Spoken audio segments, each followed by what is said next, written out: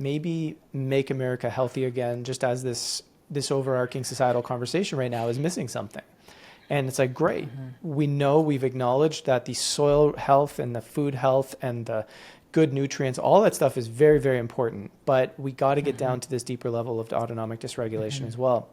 Where could people start to think about what this would look like for them to engage this kind of work or this journey, given the fact that collectively this is where we are, right? Like where we are is in this state. Where do we start now?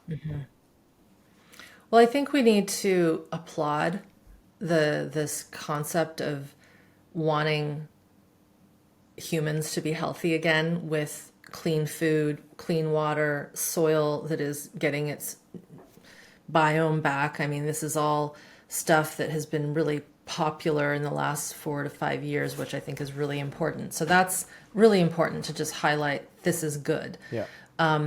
For people who, are listening and they're like, how do I start? I mean, here's what's so interesting, and I'll do a roundabout to get back to this question.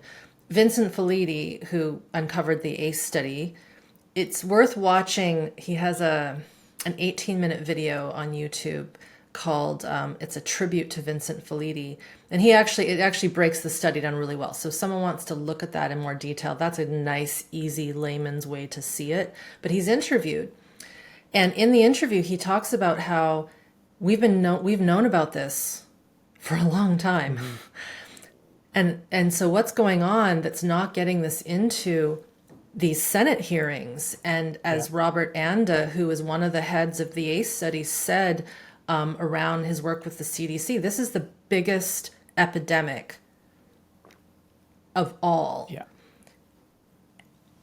And what he surmised, as has Gabor Mate, because Gabor Mate has talked about this, the crux with this work is you have to have people who have experienced this level of nervous system healing to be the spokespeople. Yeah. And you and I have spoken about this at length, about many of the influencers in the biohacking field and the mindfulness field. High level fields are still very dysregulated at their core.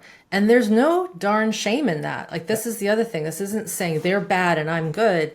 It's not that. Everyone's on their own journey. But until more of those high level people understand what this really means, it is very hard to teach this to other people.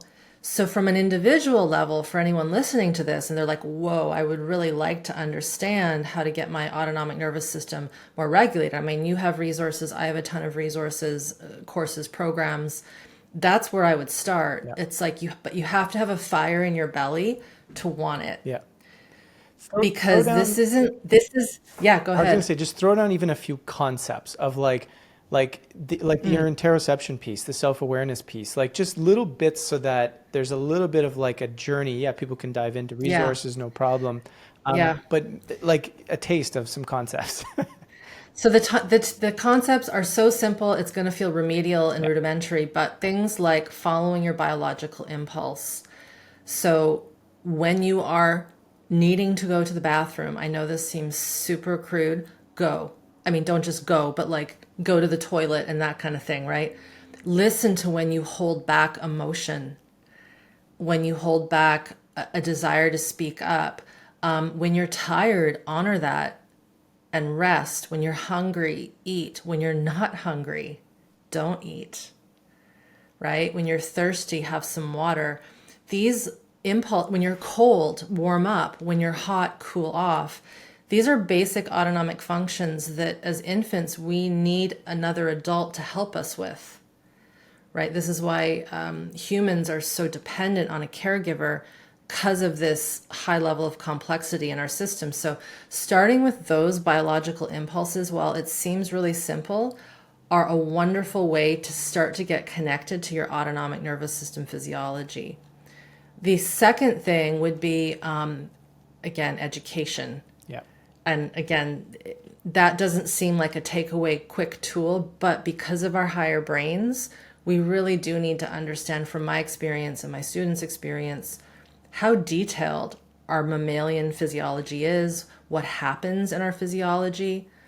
And then also know that when we do feel what we might consider anxiety or nervousness or tension, that is coming from the core autonomic level. We might interpret it in our brain as awfulness and anxiety and depression, but it's a physical sensation that's manifesting as a result of something going on, or our perception of the environment, or old perceptions. So this ability to really listen and feel and go, oh, this is me. This is my body saying something. Yeah.